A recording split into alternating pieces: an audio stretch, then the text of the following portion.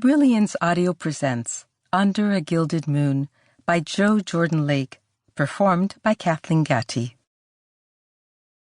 Through clouds of steam that swirled around smokestacks and train tracks and billowing skirts, a whistle sounded from Grand Central Depot's farthest platform. Time to face a past she thought she'd outsmarted, outrun, left safely behind. Top hats and bowlers and swooping feathers bobbed as other passengers hurried toward the platform, toward adventures and escapes and secret intrigues. But Carrie McGregor stood still in this moment she dreaded.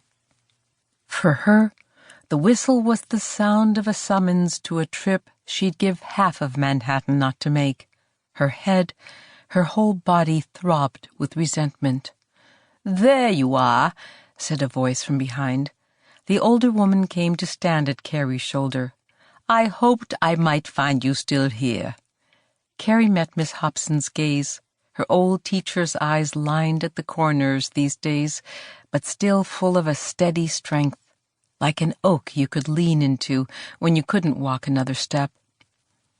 Carrie tried to muster up something to make them both laugh, her old way of handling crises. But her mind, swirling like the smoke, would not focus. Outside, it was still the pitch black of pre-dawn, but gas lanterns lit the depot's platforms in a hazy gold. She looked far down the parallel lines of steel, as if she could make out the silhouette of her future, about to be crushed on the tracks. "Thank you for coming." "You know I understand, Carrie, why you feel you've no choice but to go back. And, forgive me, but it has to be said, how much it could cost you." They let the words hang between them a moment along with the steam and the train station scents of hot steel and wet concrete and roasted chestnuts. Carrie's stomach churned. She'd eaten almost nothing since the telegram came 3 days ago. That was part of the churning. But also, chestnuts smelled to her of troubles. She'd gathered them in milk pails back home to help pay the bills. Even after 2 years away, she still felt bile rise in her throat when she caught the scent of them roasting. Taxes unpaid, collectors at the cabin door, her daddy cocking his Remington. "Carrie, you'll recall that I know as few others do how far the tentacles of poverty reach, how that world can suck you back in."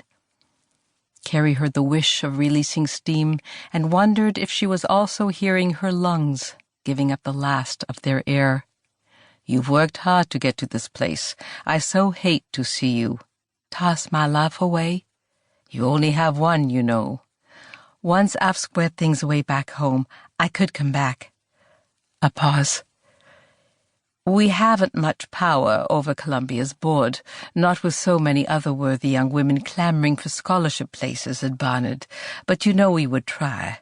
So long, that is, as you manage to keep yourself clear of entanglements."